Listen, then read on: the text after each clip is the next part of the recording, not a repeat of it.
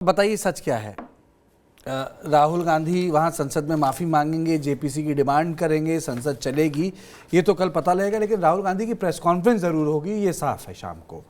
मेरे साथ इस वक्त स्टूडियो में पंकज कुमार, हमारे एग्जीक्यूटिव एडिटर, हमारे साथ ब्रजेश पांडे, हमारे पॉलिटिकल एडिटर, अतर हुसैन जी राजनीतिक विश्लेषक, अनुपम मिश्रा जी वरिष्ठ पत्रकार, सुनील कौशिक जी हमारे साथ जुड़ गए हैं वरिष्ठ पत्रकार, और आलोक वत्स जी भी हमारे साथ जुड़ गए हैं राजनीतिक विश्लेषक। तो अनुपम जी, कल माफ़ी मांगेंगे राहुल गांधी?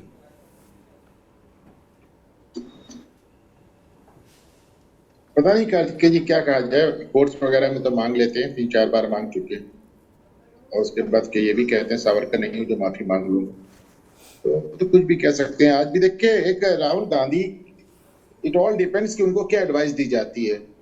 आज आपने सुना कि वो कह रहे थे नहीं अनफॉर्चुनेटली आई एम वो अ मेंबर ऑफ पार्लियामेंट। ऐसी बात नहीं है। सुनिए, वो आज खुद अपना फैसला आज वो खुद कह ले रहे सकते। थे, नहीं अनुपम जी, वो नहीं अपना नहीं, फैसला खुद ले आप सकते सुनिए हैं। तो कार्तिकेय, वो उनको तो ऑनलाइन देखिए आपने, जयराम रमेश ने टोका कि आप ये क्या कह रहे हैं, आप अपना मजाक उड़वाएंगे। आप कह रहे हैं दुर्भाग्य से मैं भारत की संसद का सदस्य हूँ। आप मैंने एक बार और यहाँ पे कहा था कार्तिकेय जी, और उस वक्त सभी पैनलिस्ट हमारे साथ डिसएग्री किए थे। सबका मानना था कि राहुल गांधी की हिंदी भाषा पे पकड़ नहीं है, लेकिन अंग्रेजी में वो अपनी बात बहुत अच्छे से कह लेते हैं। अंग्रेजी में आज वो कह रहे थे unfortunately I am a member of parliament. तो मेरा ये मानना है कि बात भाषा से कुछ लेना देना नहीं है। अगर कुछ दिक्कत है तो कहीं और है। तो और आपने देखा कि उनको किस तरह जयराम रमेश ऑनलाइन टोकते हैं कि साहब आप ये क्या कह रहे हैं, आप अपने आप को मजाक। अच्छा, ये देखिए कि और बड़ी मजेदार बात हो गई आज कार्तिकेय जी। अक्सर राहुल गांधी के लेके एक कांग्रेसी कहते हैं कि साहब आप उनको मजाक का पात्र बनाते हैं, आप उनको लेके मीम्स बनाते हैं, आप उनको लेके जोक्स बनाते हैं। आज तो आपने जयराम रमेश को ये कहते सुना कि आप मजाक का पात्र बनने जा रहे हैं। क्या बोल रहे हैं जनाब? तो राहुल गांधी को पास कोई कॉन्स्टिट्यूशनल ओब्लिगेशन नहीं है माफी मांगने का। एक बात मैं जरूर कहूंगा कार्तिकेय जी, जो मैं लगातार आपके चैनल पे कह रहा हूं, कि पूरी सरकार, पूरी संसद, पूरी भाजपा गलत चीज पे हाप कर रही है कि आपने देश के बाहर देश की आलोचना की। गलत बात है, लेकिन अगर कोई करना चाहे तो उसको रोकने के लिए कोई कानून नहीं है। छोड़िए, वो प्रिजन लॉ को आप अलग रख दिए। लेकिन बार बार जिस बात पे मैं कहता हूं कि उन्होंने तीसरी बार ये विदेशी ताकतों से भारत में इंटरफियर करने के लिए कहा, भारत के लोकतंत्र में दखल देने के लिए कहा, ये बहुत गंभीर बात है। ये सबसे गंभीर बात है। इशू इसको बनाया जाना चाहिए। आज पासिंग में आपने देखा रविशंकर प्रसाद ने ये बात कही, मैंने कल भी कही थी, मैंने इससे पहले भी कही थी कि आप बार बार विदेशी ताकतों से कहते हैं कि भारत का लोकतंत्र ठीक करो। इनसे पूछा जाना चाहिए कि what does he mean by that, इनका मतलब क्या है। जैसे एक बार मणिशंकर अय्यर आपने देखा था पाकिस्तान जाके कह रहे थे कि आप लोग साथ दे तो हम मोदी को हटा देंगे। पाकिस्तान कैसे साथ देगा, ये मोदी को कैसे हटाएंगे, इन्हें बताना चाहिए। ब्रजेश, क्योंकि ये फोपा तो था जब हम लोग बैठे थे। निश्चित तौर पे फोपा था। और एक आप यदि इस तरह की लड़ाई लड़ रहे हैं, आपने एक 3 महीने लंबी भारत जोड़ो यात्रा की, और उसके बाद ऐसा लगने लगा कि आप लगातार चूंकि इंटरेक्शन कर रहे हैं, लोगों के साथ मिल रहे हैं, तो माना जा रहा था कि आपका जो रिस्पांस सिस्टम है वो पहले से बेहतर हुआ होगा। इतने ज़्यादा लोगों से मिल रहे हैं, 3 महीने ज़्यादा। लेकिन लौट के आना और एक संसद को, मतलब एक इतने जिसकी मतलब एक पॉलिटिकल लेगेसी इतनी है, इतने लंबे समय से वो संसद सदस्य हैं, उसके बावजूद इस तरह का फोपा, मतलब ये अनएक्सक्यूजेबल है। मतलब ये इनएक्सक्यूजेबल है। आप इसको इसको एक्सप्लेन नहीं कर सकते। और ये तब है जब आपकी जो लड़ाई है, जिसको आप चैलेंज कर रहे हैं, वो अपनी ओरेटरी स्किल्स के लिए जाना जाता है। यहाँ पे आपका जो मेन जो नॉर्मल पैसेज है, उसको आप सीधे नहीं पढ़ पा रहे हैं, वहाँ वो मॉड्यूलेशन के साथ पढ़ रहे हैं। तो ये इतना अनइवन मैच बन जाता है कि कई बार समझ में नहीं आता कि एग्जैक्टली मतलब आप करना क्या चाहते हैं। आपको हिंदी नहीं आती, आप इंग्लिश में बात कीजिए, आपको इंग्लिश नहीं आती, आप हिंदी में बात कीजिए। लेकिन यदि आप दोनों भाषाओं में गलत बोलने लगेंगे तो फिर समस्या तो है ही है।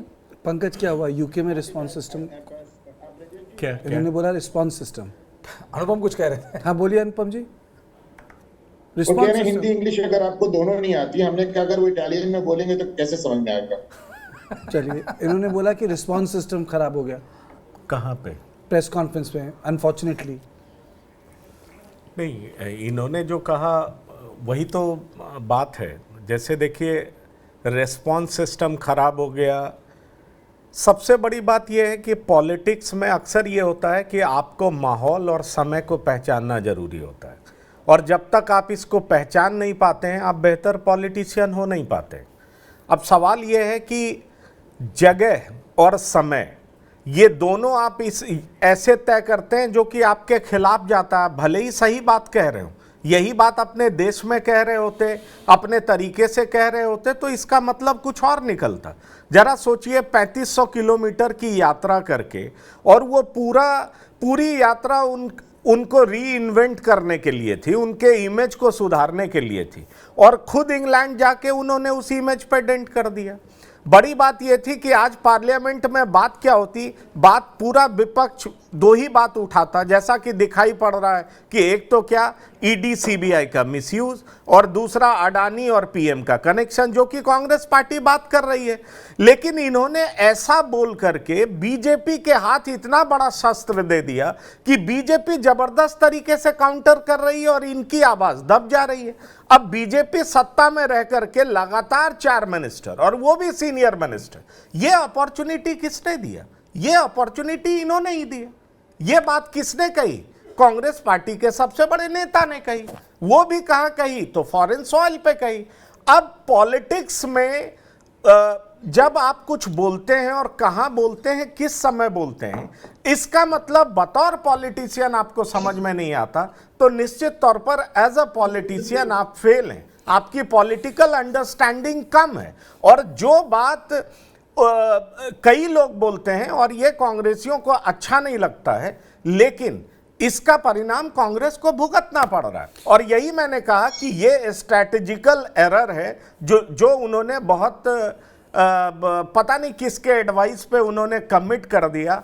अब जो कांग्रेस ऑफेंसिव दिखाई पड़ती, क्योंकि जो पहला चरण था सत्र का, बजट सेशन का, उसमें अधीर रंजन चौधरी तक के स्पीच की तारीफ हो रही थी कि उन्होंने क्या बोला। लेकिन अभी स्थिति यह है कि ये कह रहे हैं, स्पीकर के पास जाके कह रहे हैं कि चूंकि मेरे खिलाफ बात हुई है, 4 मिनिस्टर मेरे खिलाफ बोले, इसलिए मुझे बोलने का मौका दिया जाना चाहिए। मतलब ये जो इन पे आरोप लग रहे हैं उसका जवाब देने के लिए ये स्पीकर से टाइम मांग रहे हैं। इन्हें एग्रेसिव होना चाहिए था, ऑफेंसिव होना चाहिए। अब ये डिफेंसिव मोड में दिखाई पड़ते हैं, और मुझे यही लगता है कि ये बिगेस्ट जो कहते हैं ना लीडरशिप फेलियर है। इसलिए जो आपको सामने दिखाई पड़ रहा है वही दिख रहा है। अतर जी, कल हम बात कर रहे थे अलायंसेस की। अब देखिए यूपी में कल क्या हो रहा है। यूपी में कल अखिलेश यादव और ममता बनर्जी की बैठक होने वाली है। हो सकता है दिल्ली हो जाए, लेकिन कल बैठक हो रही है, खबर कंफर्म हो गई है, और ये 1-to-1 बैठक हो रही है। कल की आपको डिंपल यादव की भी बाइट याद होगी, आपके संज्ञान में थी। इतना सब हो हंगामा हो रहा है, लेकिन जो पॉलिटिकल अलाइनमेंट है इस हो हंगामे के बीच में, वो कांग्रेस से अलग चल रहा है। पॉलिटिकल हेवीवेट्स अलग मिल रहे हैं।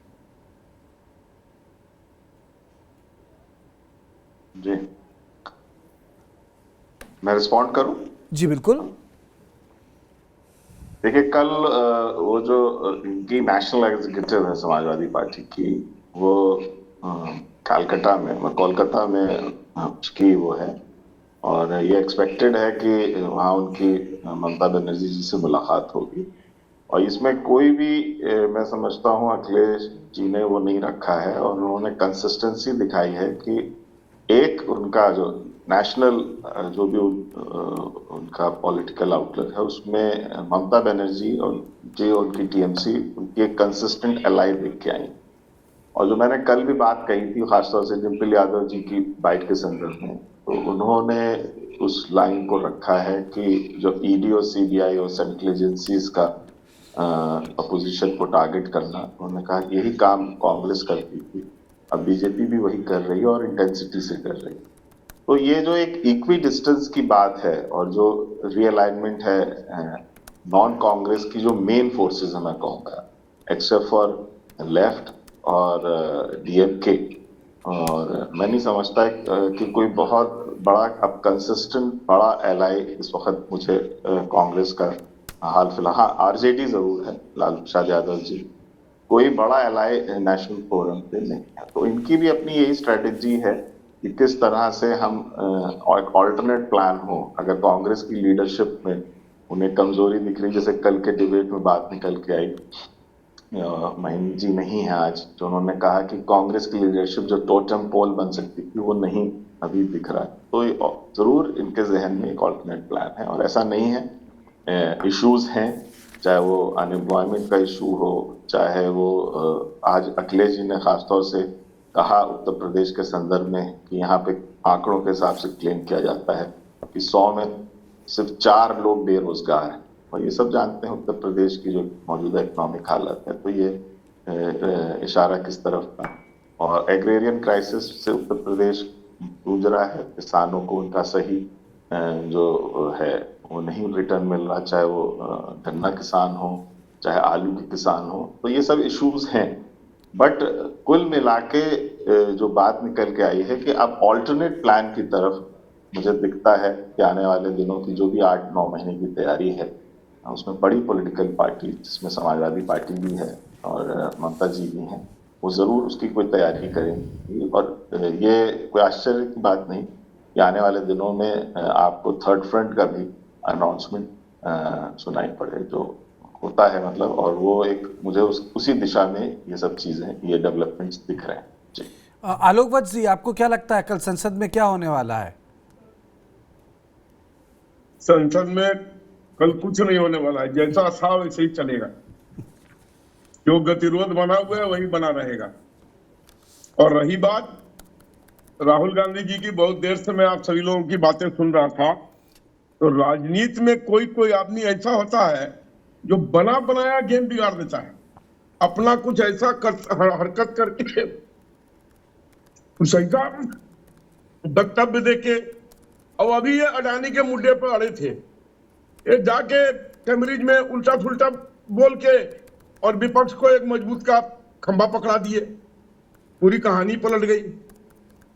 कितनी कवायद करने के बाद, अच्छा, इनको माफी मांगने में भी देरी नहीं लगता है। आपने इतिहास में देखा होगा, 2-3 मामलों में तुरंत माफी मांग लिए।